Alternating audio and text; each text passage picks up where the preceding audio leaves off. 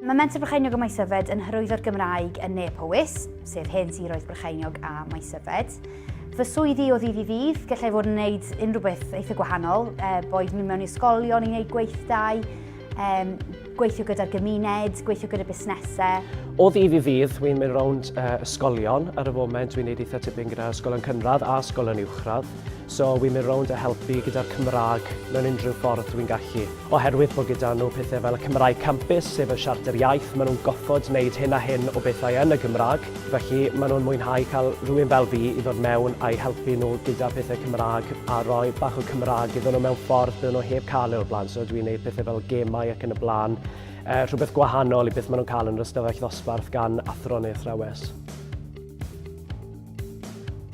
Dyw'r niferoedd ddim yn enfawr pan ni'n sôn am siaradwyr Cymraeg, ond dyn nhw ddim yn fach chwaith.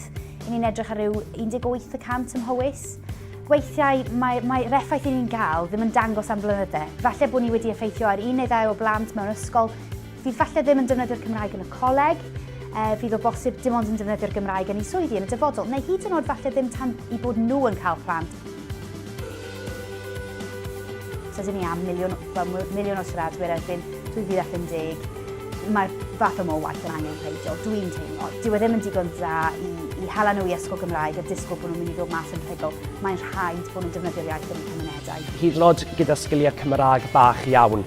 Unrhyw Gymraeg mae yna o fantais i rhywun yn y dyfodol pan maen nhw'n chwilio am swydd bod gyda nhw chydig bach o sgiliau Cymraeg, achos mae'n sgil ar diwedd y dydd. Ni'n edrych ymlaen i'r urdd war y teg, mae'n amser gyffroes sydd yn dod lan. Mae sawl peth yn mynd mlaen. Ni'n gwneud lot gyda pwyllgorau codi arian yr urdd. Ni'n cefnogi nhw drwy wneud posteri, wneud i hyrwyddo drostyn nhw fath yna o beth.